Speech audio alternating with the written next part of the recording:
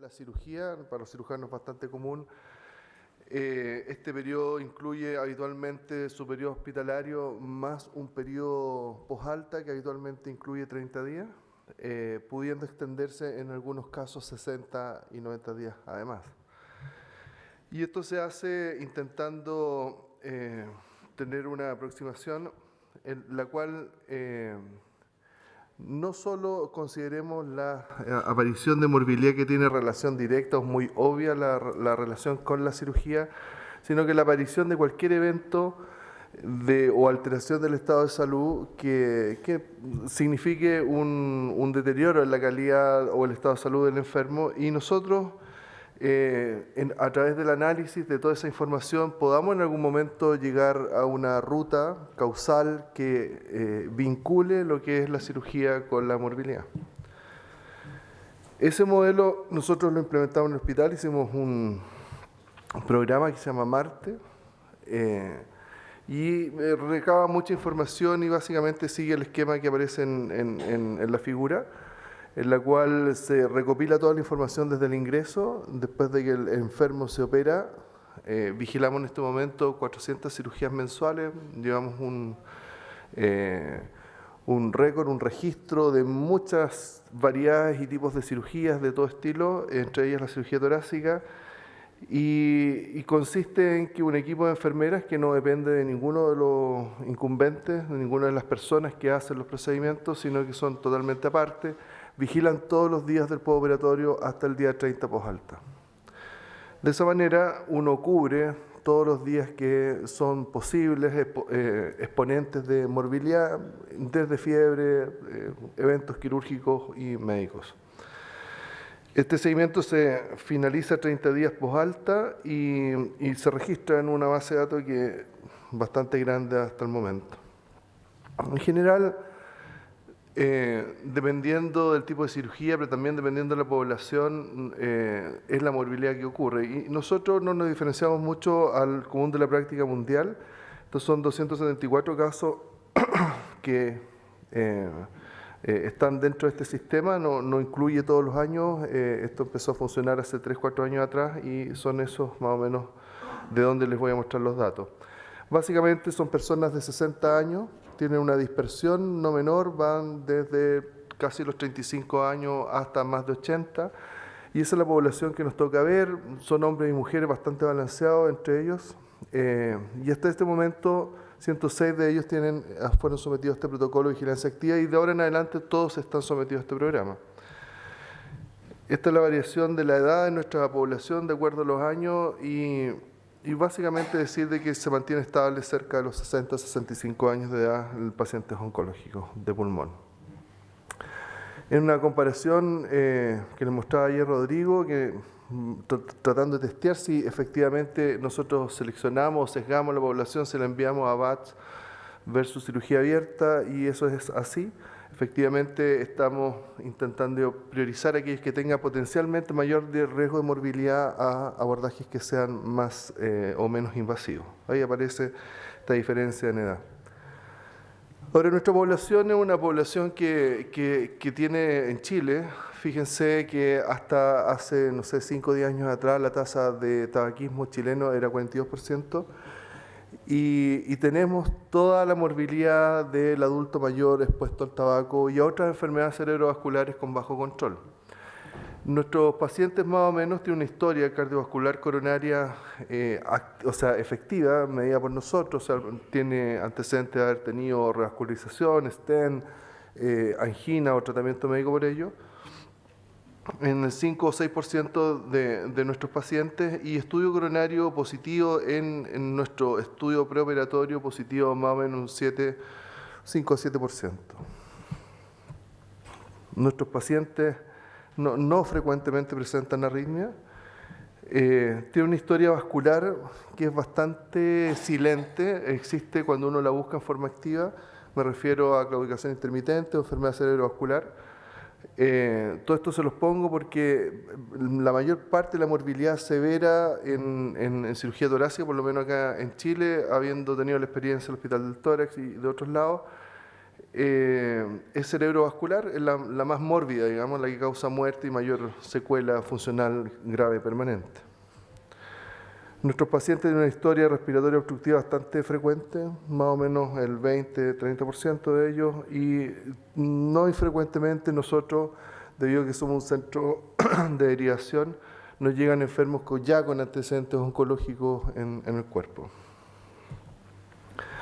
Este es, por ejemplo, para mostrarles una comparación que hicimos entre video y cirugía abierta, y más o menos se ve que en general en la clínica no recibimos enfermos con un gran deterioro funcional respiratorio. Eso se ve en el BF1, en la capacidad forzada y en la difusión de monóxido de carbono. Sin embargo, si les puse ahí entre paréntesis, donde dice 85-116, que es el rango intercuartílico, eso quiere decir que el 25% de los enfermos están a la izquierda del 85%, del 94%, etc. Y eso habla que más o menos un cuarto o un quinto de nuestros enfermos tienen una condición respiratoria límite. De hecho, nosotros no rechazamos enfermos para hacerle cirugía. Pero sí, probablemente, si uno se comparase con enfermedades, o sea, con poblaciones que son más mórbidas, como del sistema público, uno puede tener una desviación un poquito hacia la izquierda en el sentido de mayor enfermedad respiratoria, lo cual va a influir en el tipo de morbilidad que uno tenga después de operarse.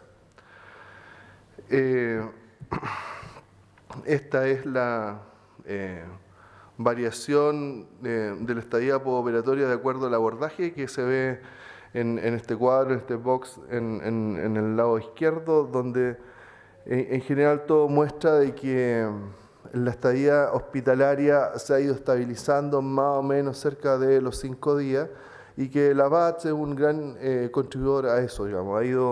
La biotoroscopía y todas las técnicas mínimamente invasivas han ido reduciendo el tiempo dentro del hospital, lo cual es un indicador indirecto o proxy de lo que es la morbilidad. Estos son los resultados en 106 resecciones mayores hechas en el último tiempo, todas seguidas activamente por Marte, o sea, el 100% de sus días expuestos o probables de expresar morbilidad están vigilados, y tenemos un 44% de morbilidad en general.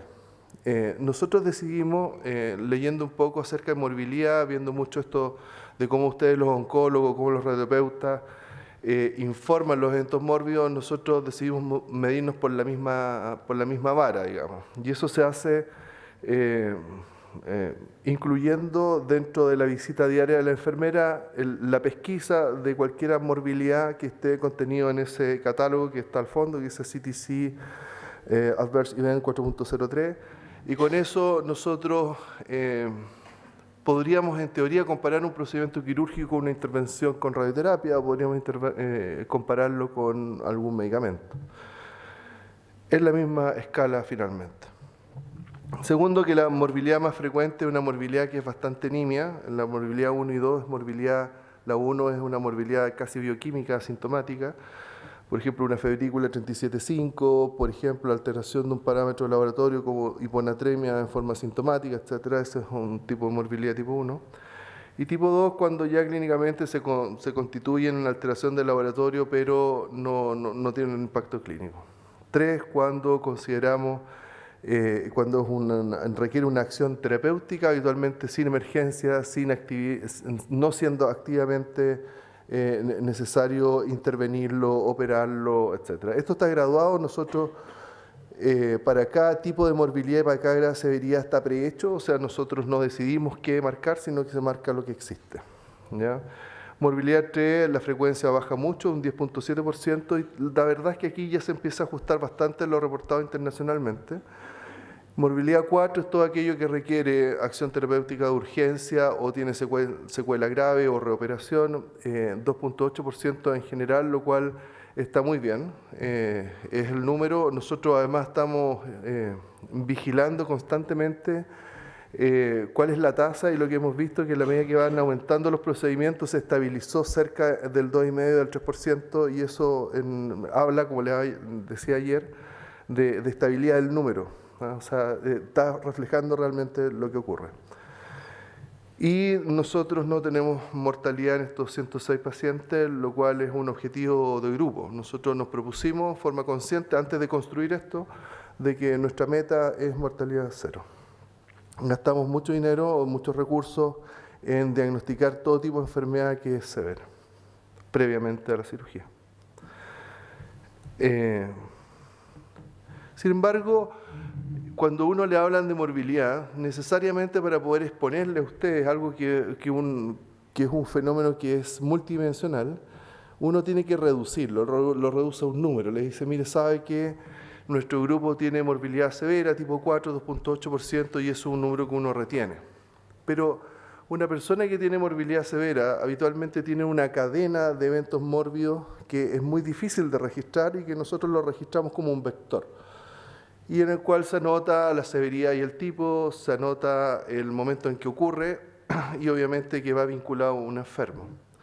Analizar eso es bastante complejo porque, como les voy a tratar de mostrar ahora, refleja bastante bien lo que uno percibe de cómo el grupo funciona, pero cuesta mucho mostrarlo en un número.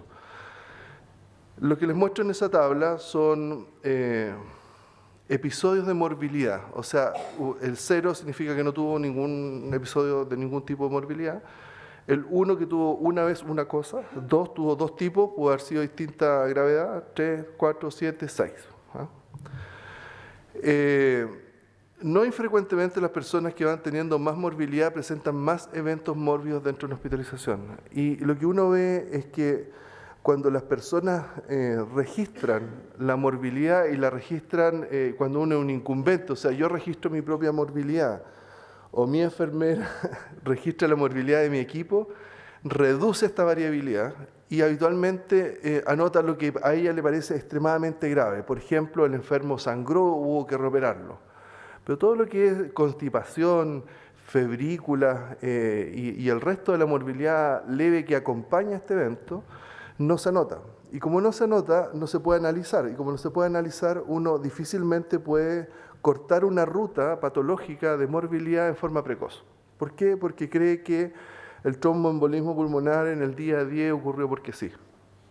No se dio cuenta de que al enfermo le venían ocurriendo cosas que tal vez predigan de que a una persona tenga más riesgo de morir de determinada causa o determinada complicación. Cirugía abierta, por ejemplo, versus VATS. Claramente la cirugía abierta tiene una mayor cantidad de eventos mórbidos versus VATS. Y eso, independiente de que nosotros con Claudio discutamos, es así. Y es tan así que la experiencia de la persona que tiene una cirugía abierta grande es una experiencia peor hospitalaria que una persona que se opera de una vitrectomía. Eso lo refleja eso. Aquí están prácticamente todas las morbilidades sencillas. ¿Ya? Un tremendo listado, ustedes las ven, y es una cadena de morbilidad vinculada una con otra. Yo les marqué 3 que se las voy a mostrar. La morbilidad 1-2, el 36%, habitualmente tiene que ver con problemas, la leve de tipo cardiovascular. Se registraron todas las taquicardias sinusales, todos los monitoreos, si superan la norma la enfermera lo anota. Aparecen episodios de fibrilación auricular que son autolimitados, mucho dolor, la presencia de fuga aérea también es otro elemento y varias consecuencias de la medicación que nosotros utilizamos, por ejemplo, constipación, por ejemplo, retención urinaria, todo eso debido al uso de opiáceos en forma intensa. Por ejemplo, tuvo taquicardia sinusal en el día, o sea, 1.1 día, que son 25 horas, y fue de severidad leve, o sea, lo detectó un monitor. Tuvo dolor en el día 2, también leve, y lo marcó. Esa es una secuencia que en él se autolimitó a eso y el enfermo se fue de alta y todo muy bien. Cuando uno lo analiza en forma ya grupal, por ejemplo, como nos ocurre por ejemplo con las apendicitis, que tenemos cerca de ya casi 4.000 apendicitis seguidas en forma así activa y todo, uno se da cuenta que ciertas secuencias son predictoras de la aparición de morbilidad. Cuando el enfermo debuta con A, B, C o 3 tipos de ruta, entonces es muy probable que en el día 3 el enfermo sea el complicado con el absceso, con la distensión y todo. Esta es distinta, esta es fuga aérea detectada en el día 2, hizo un neumotórax, no expandió bien, persistió en el día 4, fue dado de alta y reingresó en un hospital distinto con un neumotórax formal en el día 32. Esto que está graduado como leve porque no hubo ninguna acción física tremenda, sí tiene una repercusión en lo que es la calidad de vida y la experiencia del individuo al ser operado. Si uno lo viera como las tablas que le han mostrado antes, aparecería como algo que uno debería olvidar, no mostrar. Y aquí lo que nosotros hemos tratado de hacer es que debemos aprender de esto. ¿Y qué es lo que hicimos nosotros? Nosotros nos juntamos, vemos esta secuencia y le decimos al doctor: dígame, don Rodrigo, ¿qué pasó acá? ¿Por qué se hospitalizó 40 días en Valparaíso con un neumotórax y ya lo tenía el día 1 y lo tenía el día 4? Y entonces es la manera que tiene uno de poder seguir y poder intervenir las rutas patológicas de la morbilidad. Aquí esto es algo bastante frecuente, aparece aparentemente secundario al estrés de haberse operado, la taquicardia sinusal, y 5 días después aparece una taquicardia supraventricular, que es una fibrilación auricular con media irregular. También autolimitada, también leve, y fíjense que esta secuencia es una de las secuencias que a nosotros se nos repiten y que tienen más morbilidad en cirugía torácica. En morbilidad 3, cambia un poco el espectro de la morbilidad. La epidemiología descriptiva de lo que es la morbilidad en nuestro grupo cambia cuando uno ya tiene que hacer cosas, y es básicamente por fuga aérea y por descompensación de patología pulmonar. Por ejemplo, aparecen aquí las neumonias, las atelectasias, aparecen también los episodios obstructivos más importantes. Les marqué ahí todo lo que tiene que ver con el acto de la fuga aérea, el neumotórax, la fístula pulmonar, etc. Y es eso lo que nosotros vemos en la realidad. Esto nos consume recursos, esto además es bastante molesto para el enfermo. El enfermo de lo que más se queja en cirugía torácica, aparte del dolor, es de la fuga aérea persistente. Y el doctor empieza a desesperarse junto con el enfermo, mano a mano, en los días que empiezan a transcurrir. Si el día 5 fuga y el día 6 uno está más nervioso, el paciente también. También se descompensan algunas cosas. Algunas secuencias que son interesantes, por ejemplo esta, está la morbilidad de las drogas que uno utiliza para calmar el dolor, la retención urinaria, después aparece la hipertensión, habla de un estado hiperadrenérgico, fibrilación auricular, dolor, fístula pulmonar, dolor, hiponatremia. Cuando uno lo mira en la secuencia de los días de cómo va ocurriendo, lo que pasó aquí probablemente es que nosotros paviamos un poco. Debimos haber tenido una estrategia distinta en relación con el manejo del dolor, ver que la taquicardia y la inducción, sobre todo en unas cirugías mayores, la aparición de arritmia es algo que a nosotros nos molesta mucho. No sabemos si tiene que ver con su estado hiperadrenérgico solamente o tiene que ver con algo de insuficiencia ventricular derecha y algún grado de disfunción ventricular que haga que el enfermo esté más proclive a la fibrilación. De hecho, en la historia no está registrado acá porque no está el registro activo. Tenemos un par de enfermos que incluso fallecieron en esa secuencia, que empieza con el dolor, la fibrilación auricular, la dilatación ventricular derecha, la fuga aérea persistente, el empiema, y el enfermo fallece, no sé, 30 días después en la UTI con algo tremendo, pero no partió. O sea, el problema a solucionar no es la falla multiorgánica, el problema a solucionar es que esta secuencia desde el día 1 uno debería cortarla. No lo tengo totalmente analizado, esto es parte de las cosas que por lo menos a mí más me interesa, yo sé que a Claudio también, porque nos ha ido dando un poco más de elementos en relación con numéricos para poder interpretar cómo lo hacemos. Morbilidad 4 es morbilidad ya importante.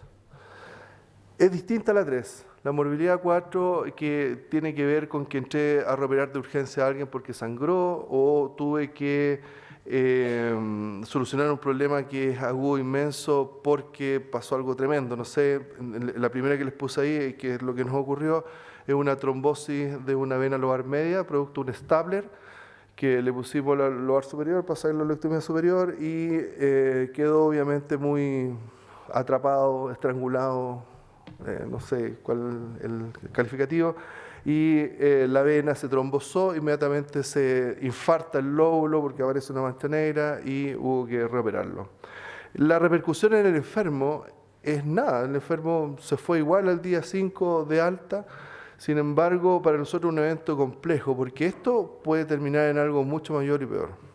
La segunda, fibrilación ventricular en un paciente con antecedentes, también en el postoperatorio, pero eso salió, no hubo secuela. Y la tercera es un hemotórax que cursa después con todo eso, la típica.